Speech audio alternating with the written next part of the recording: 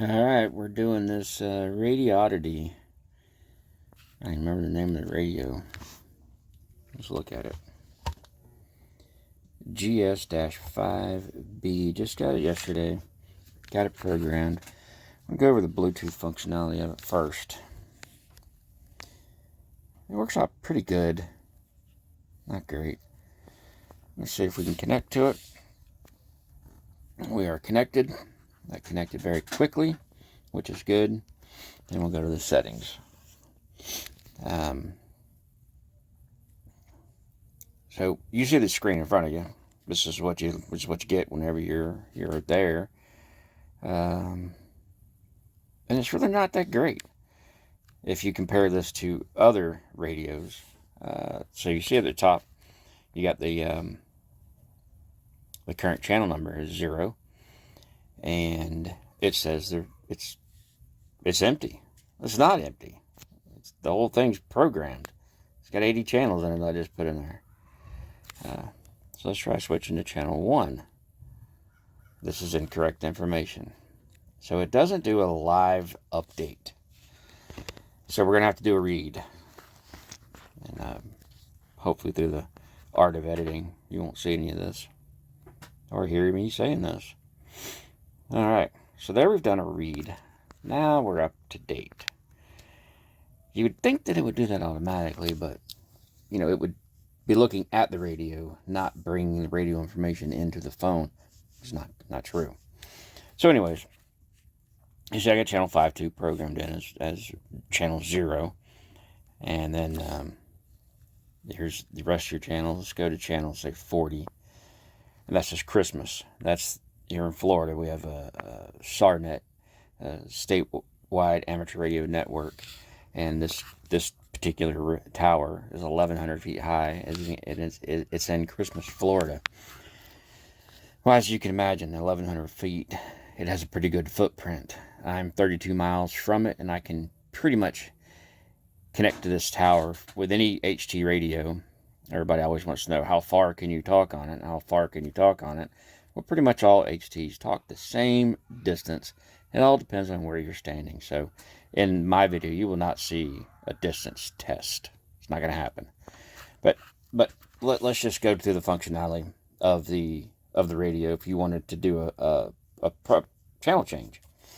So all you have to do is tap, back up your frequency, edit it. I'm not going to edit it because I don't want to.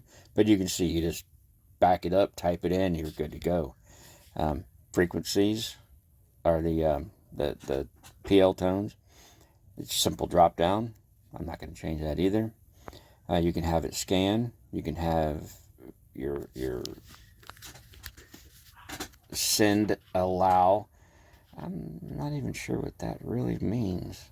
Maybe that's the transmit allow? Anyways, transmit power. All your different features. All right here on your phone. Save it, clear it, whatever you want to do. You can go in your frequency mode, and then of course you have your optional settings, which you can see I have my squelch set for 3. Battery save is off. Vox is off. Your backlight time. And aren't you glad it's not written in some kind of hieroglyphic acronymed meaning from a Chinese person that doesn't understand English? It's written in plain English, so it's easy to tell what you're going to do. Timeout timer, voice prompt. Voice prompt is the radio itself telling you what you're doing in the radio. I have mine set to on right now, which I don't know why. I normally have it off. So then you have all your other features, and it works pretty good. Works pretty good. I would rather see the channels all in a block form on the screen.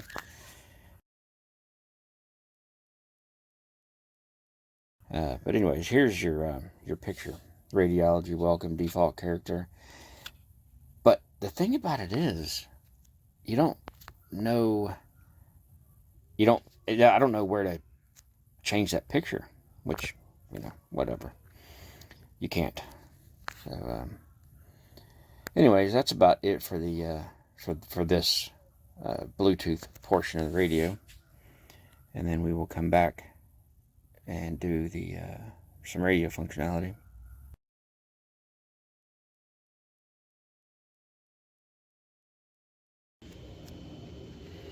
This is normally pretty tricky to do with a handheld because your hand holding the radio.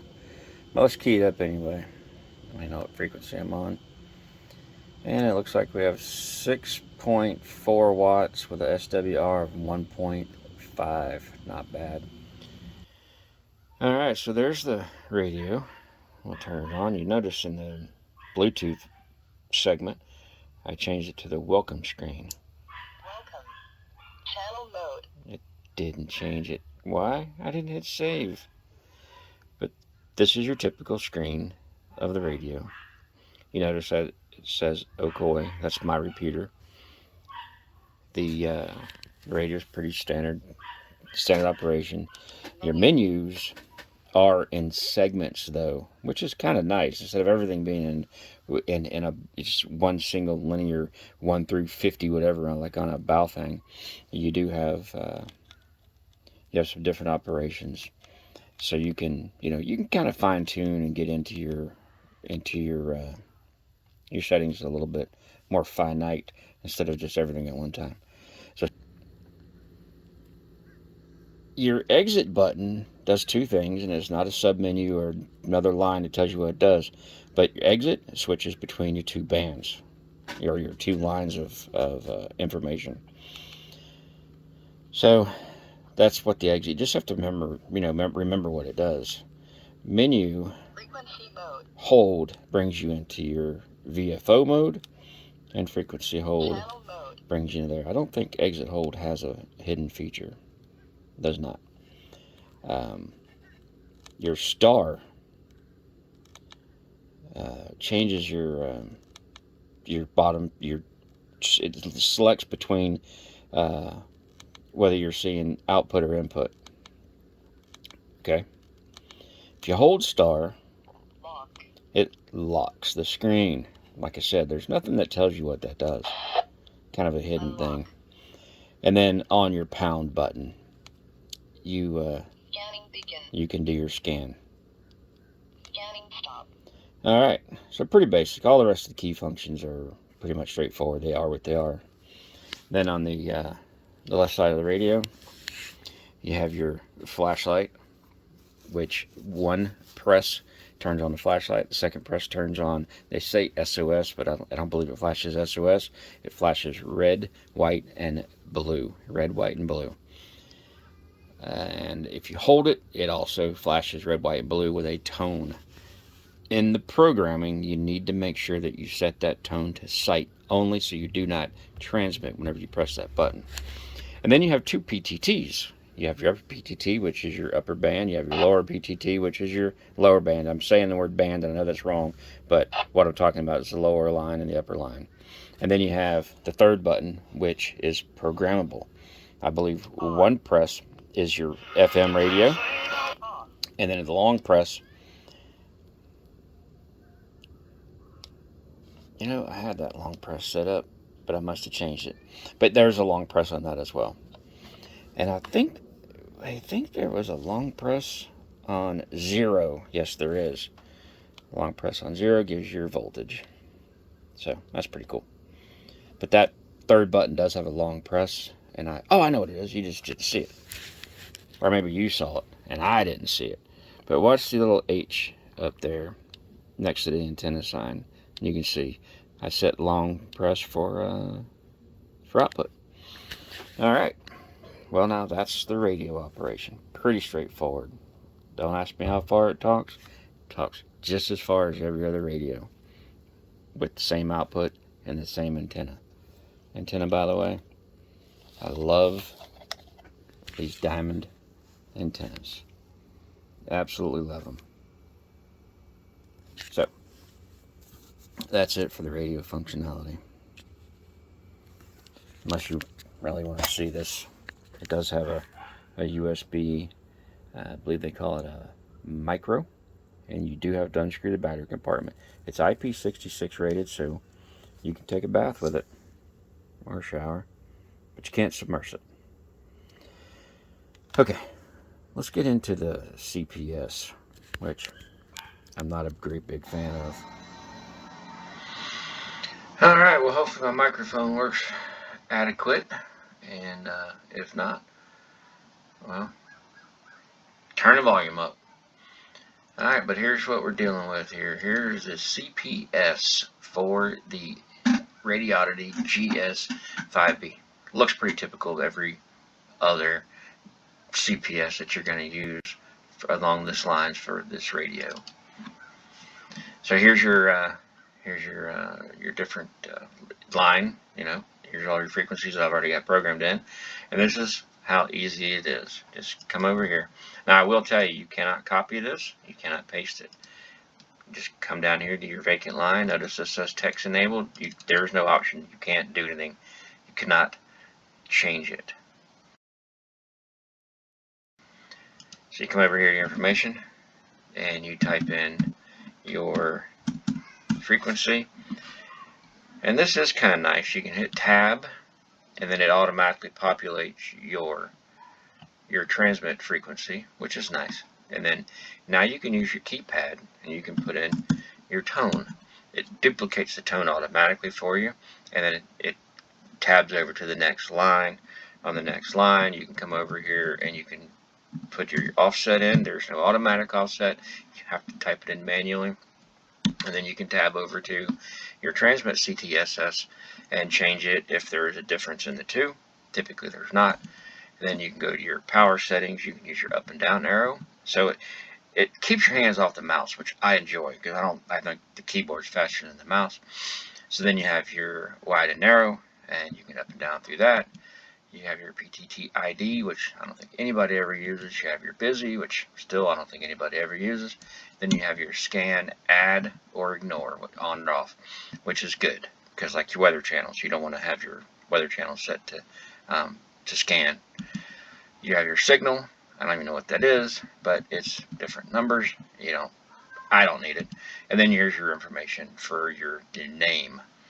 Now, one thing is they have this kind of cramped a little bit, but if you come over and you move that and you close out that encryption line, you can then have more characters, and I believe it is 8 characters.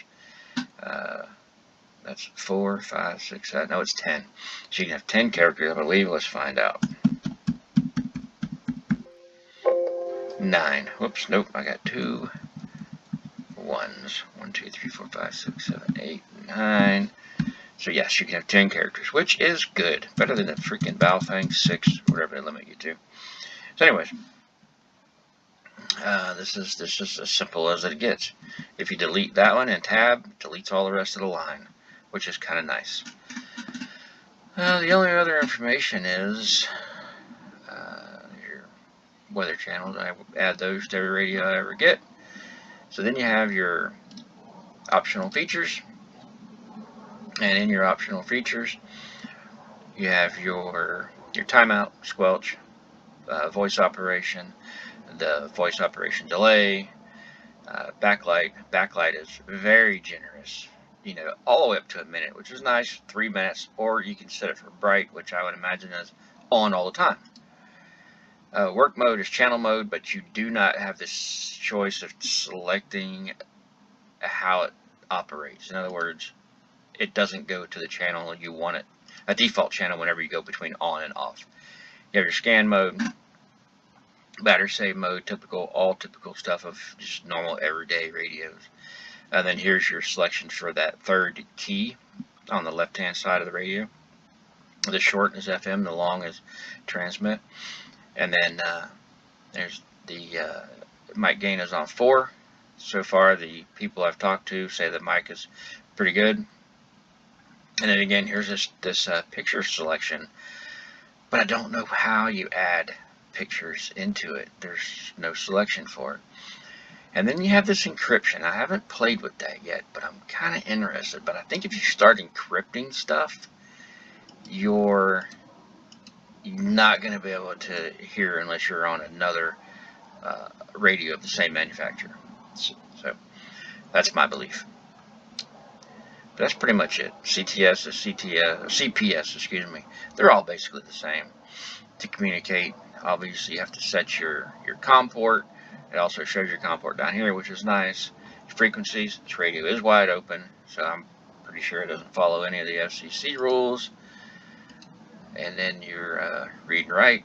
Oh, by the way, when it's in Bluetooth mode, it will not connect with the cable, so make sure you turn that off. Channel settings, then you have typical everyday, no big deal. Alright, that makes this done. Video is probably longer than I wanted it to be, but this is the radio. And thanks guys for visiting. And if you need another radio reviewed before you buy one, let me know. Maybe I have it and I can do the video for you. Have a great one. 73 KO4 TNO.